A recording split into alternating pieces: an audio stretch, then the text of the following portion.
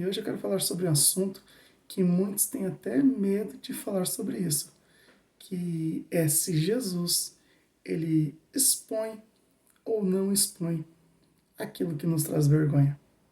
Bora lá.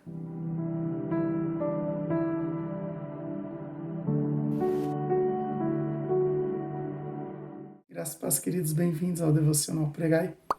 E dando continuidade na leitura do Evangelho de Jesus Cristo segundo escreveu Marcos, hoje é dia de lermos os capítulos 3 e 4 da Palavra do Senhor. Amém? E eu quero tratar justamente deste assunto do capítulo 3, que nos faz pensar se Jesus ele expõe ou não expõe a nossa vergonha. A igreja cresceu com a mentalidade de que Jesus não envergonha ninguém. De fato, Jesus não envergonha ninguém. Até porque quem se envergonha somos nós mesmos.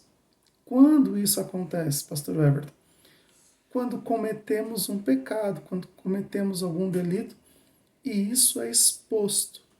Foi Jesus que nos envergonhou? Ou foi nós que cometemos algo de errado e acabou se tornando público? Nós temos que entender isso. Amém? Quero compartilhar com os irmãos Marcos, no seu capítulo 3, do versículo 1 ao versículo 6. A palavra do Senhor diz assim: Em outra ocasião, Jesus entrou na sinagoga e notou que havia ali um homem com uma das mãos deformadas. Os inimigos de Jesus o observavam atentamente.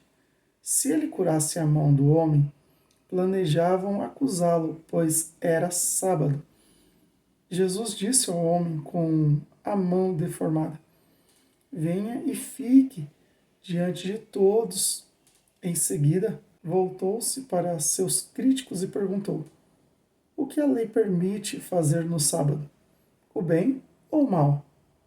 Salvar uma vida ou destruí-la? Eles ficaram em silêncio. Jesus olhou para os que estavam ao seu redor, irado e muito triste pelo coração endurecido deles. Então disse ao homem: Estenda a mão. O homem estendeu a mão e ela foi restaurada. No mesmo instante, os fariseus saíram e se reuniram com os membros do partido de Herodes para tramar um modo de matá-lo. Amém? E eu quero te explicar isso aqui por partes, para que você tenha um entendimento profundo do que aconteceu ali, do que ocorreu ali. E isso também retrata a nossa realidade. Amém? Olha só. Versículo 1 e 2, a palavra do Senhor diz: Em outra ocasião, Jesus entrou na sinagoga e notou que havia ali um homem com uma das mãos deformadas. Os inimigos de Jesus o observavam atentamente. Se ele curasse a mão do homem, planejavam acusá-lo, pois era sábado. Amém? Então, olha só. Primeira coisa que acontece, Jesus observa ali que tem alguém que necessita de uma cura, necessita de um milagre. Porém, para os religiosos da época, tratava-se de um sábado e na mente deles não poderia ocorrer milagres neste dia. Então, a primeira coisa que acontece é que estão observando o que Jesus irá fazer para que assim ele seja acusado. Este é o primeiro ponto. Versículo 3 e 4. Jesus disse ao homem com a mão deformada: Venha e fique diante de todos. Em seguida, voltou-se para seus críticos e perguntou: O que a lei permite fazer no sábado? O bem ou o mal? Salvar uma vida ou destruí-la? Eles ficaram em silêncio. Ou seja, Jesus viu uma necessidade e, além disso, não só viu a necessidade, porque a lepra era algo que isolavam as pessoas naquela época, era motivo de vergonha.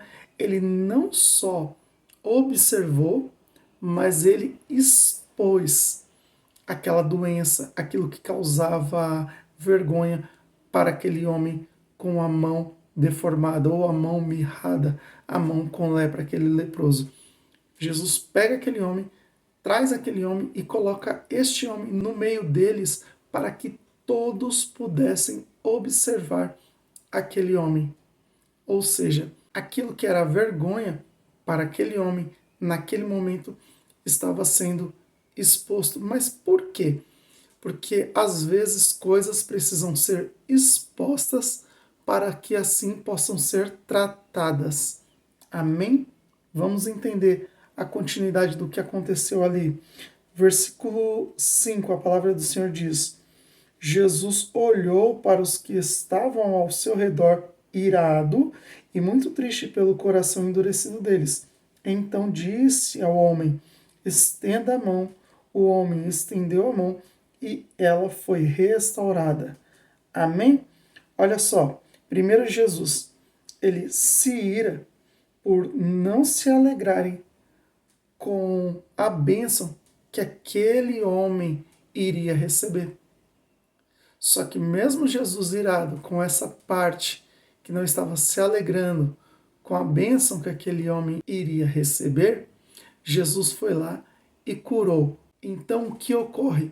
O que era motivo de vergonha para aquele homem tornou-se motivo de honra e alegria. Porque enquanto estava escondido, ninguém estava vendo, ele estava ali no cantinho dele, não foi exposto à doença daquele homem, o mal que ele carregava. Mas daí Jesus observa, expõe qual é o mal que ele está carregando e não só expõe, mas Jesus vem e cura.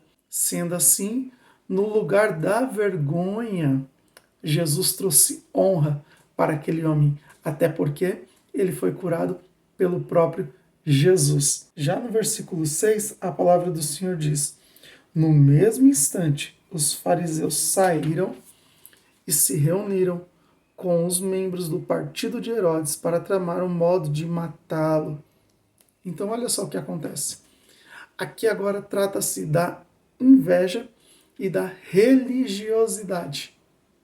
Muitos não creem que Jesus continua operando milagres na vida de muitos, na sua vida, na minha vida, porque eles são religiosos demais e ainda por cima têm inveja daquilo que Deus tem contigo e comigo. Amém? Agora olha só que interessante, no mesmo capítulo 3, versículo 28, Jesus está operando diversos milagres. E começam a dizer que Jesus tem parte com Beelzebul. Eles diziam que Jesus expulsa Satanás em nome de Satanás. E daí Jesus vai dar uma lição para eles poderosa, dizendo que jamais um reino dividido prosperaria. Lembrando que Jesus realizava tantos e tantos milagres pelo poder do Espírito Santo. Então, falar isso era uma blasfêmia contra o Espírito Santo. Mas olha o que o texto diz sobre o que eles estavam fazendo quando eles diziam isso. Capítulo 3, versículo 28 ao 30. A palavra diz: eu lhes digo a verdade. Todo pecado e toda blasfêmia podem ser perdoados, mas quem blasfemar contra o Espírito Santo jamais será perdoado.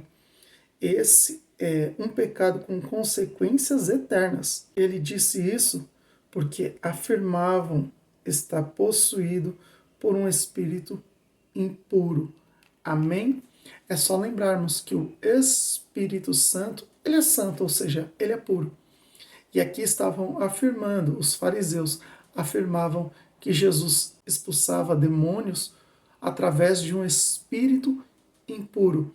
Blasfemavam contra o Espírito Santo. E nós temos que tomar muito cuidado quanto a isso. Porque às vezes pessoas estão sendo usadas por Deus, usadas pelo poder do Espírito Santo, e algumas pessoas estão dizendo que não tem nada de Deus naquela pessoa.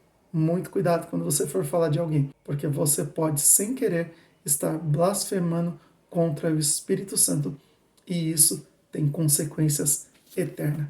Amém? Que Deus te abençoe e fique na paz do Senhor Jesus.